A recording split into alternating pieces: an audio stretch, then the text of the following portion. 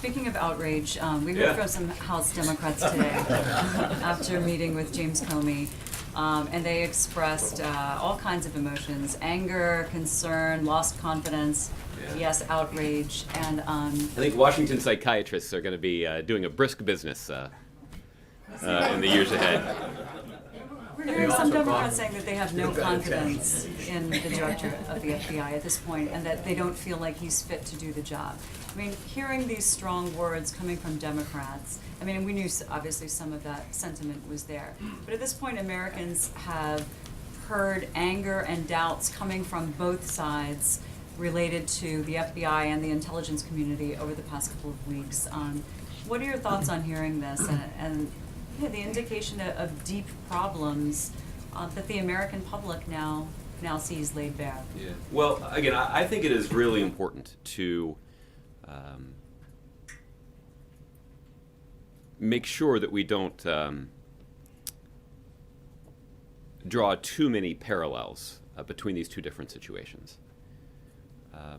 With regard to the handling of the investigation into Secretary Clinton by the Department of Justice and the FBI, for better or worse, we spent a lot of time in this room talking about that matter, not just in October, but frankly for a lot of the last 2 years. But when this came to a head in October, you often heard me describe the merits of abiding by the long-standing norms and traditions about the way the FBI conducts investigations and traditionally doesn't talk about those investigations in public. Now, as I said back in October, and I'll repeat again,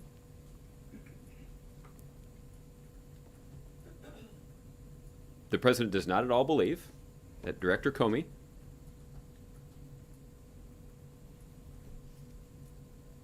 was motivated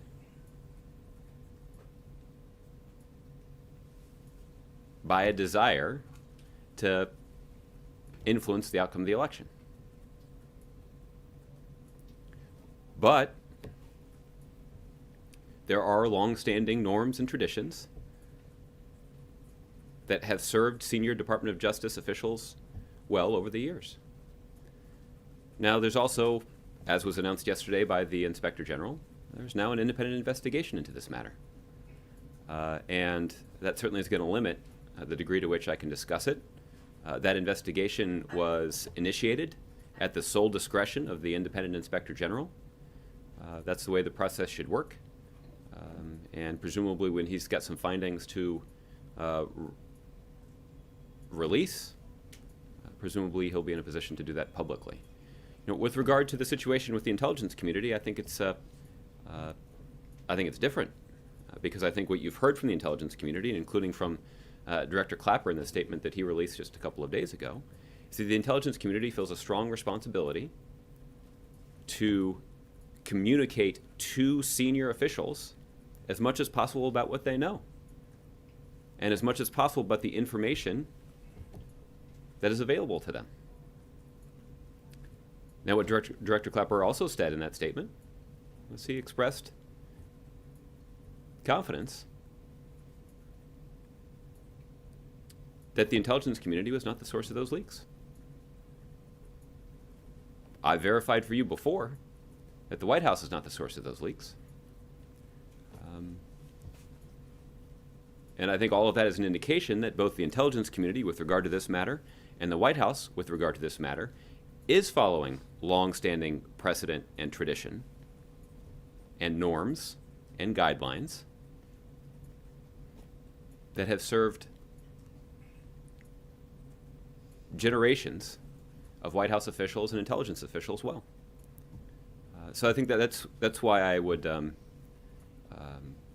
caution against drawing too many parallels between these situations. There are obvious similarities between these two cases, but there are certainly some places, as I just described, where the handling of these matters was different. Naveen Comey, in his explanations, talked about how he felt the need to share information. He was choosing between two bad options, but he felt getting that information out there was the right thing to do at the time. Well, but by getting it out there, briefing it to the president-elect, making sure that the president-elect himself was aware of the information that had come to the attention of the intelligence community.